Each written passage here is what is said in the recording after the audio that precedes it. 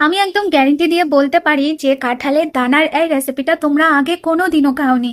আমি first time বানিয়েছি আর খেতে এত ভালো হয়েছিল বলার কথা না। তো প্রথমে আমি এখানে দেখো নিয়ে নিয়েছি কাতলা মাছ, আর মাছটাকে আমি লবণ হলুদ মাখিয়ে রেখেছিলাম। আর কাঁঠালের দানাটাকে আমি সেদ্ধ করে তারপরে চোকলাটা ছাড়িয়ে আমি হাফ করে কেটে নিয়েছি। এরপর আমি একটা প্যানের মধ্যে তেল দিয়ে মাছগুলোকে উল্টিয়ে পাল্টে ভালো করে ভেজে মাছগুলোকে তুলে নেব। এরপর ওই তেলের মধ্যে দিয়ে দেবো গোটা জিরে ফোড়ন আর দিয়ে দেবো গোটা গরম মশলা।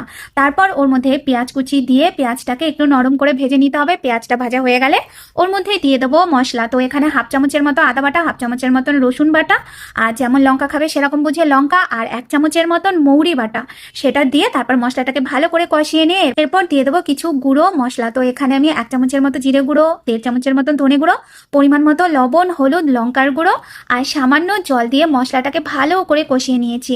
তারপর মশলাটা থেকে তেল ছেড়ে দিলে ওর মধ্যে আমি কাঁঠালের দানাগুলো দিয়ে এরপর আমি ভালো করে একটু কষাবো। কষানো হয়ে গেলে তারপর ওর মধ্যে হাফ গ্লাসের মতন জল দিয়ে এরপর নাড়িয়ে চাড়িয়ে এটাকে ভালো করে একটু ফুটতে দিতে হবে। ভালো মতন যখন ফুটে যাবে তারপর ওর মধ্যে ভেজে রাখা মাছগুলো দিয়ে তারপরে নাড়িয়ে চাড়িয়ে দিয়ে তারপরে আরো 4 থেকে 5 মিনিটের মতন একটু মিডিয়াম আঁচে হতে দেবো। তারপরে গ্রেভিটা যখন একটু কম হয়ে আসবে সবার লাস্টে ওর মধ্যে বেশ খানিকটা ধনেপাতা দিয়ে তারপর গ্যাসটা বন্ধ করে ঢাকা দিয়ে একটু সময়ের জন্য রেস্টিং টাইমে রাখতে হবে। তো এই যে দেখো আমাদের কাতলা মাছ কাঁঠালের দানা দিয়ে এত সুন্দর দেখতে হয়েছে, আর খেতে কিন্তু দারুণ হয়েছিল। রেসিপিটা ট্রাই করে আমাকে জানিও তোমাদের কেমন লাগে।